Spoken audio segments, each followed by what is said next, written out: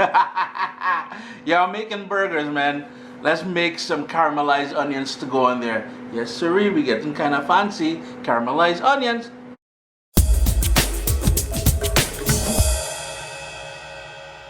I guess you cannot do caramelized onions without onions.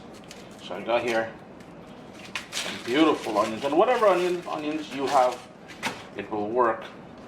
This is a bit of a white onion, and all I'm going to do, well, you can do it any way you want. You can cut it in half, and then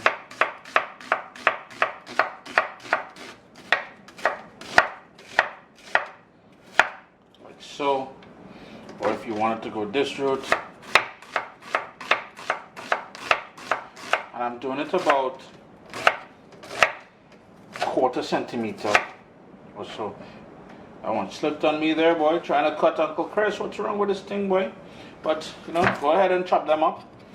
And then you need some olive oil, a little tiny bit of sea salt, and we may need some water.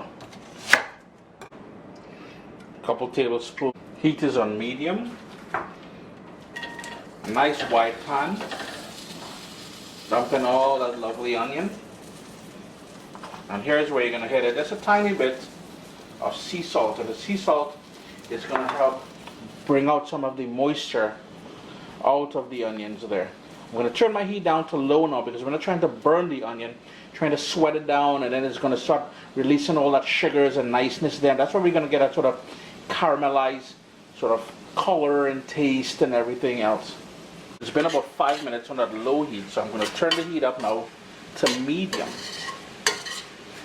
Because here's where we're going to start developing that lovely color and everything. If you're wondering, I use 2.5 large, very large onions, and you would have seen that in the prior clip there. As you can see, I started to develop some color. So it's only been about 5 minutes on that medium flame. We're going to turn it back down now to low.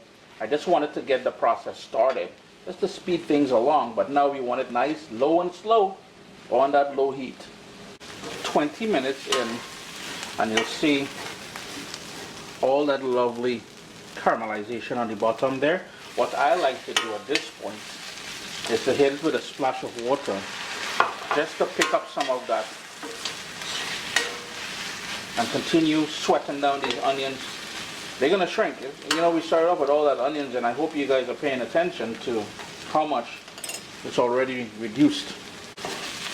It's been just over half an hour, and my onions have taken on a lovely color. I'm just going to give it a couple more minutes, and here's where you can personalize things. You can stop it right here.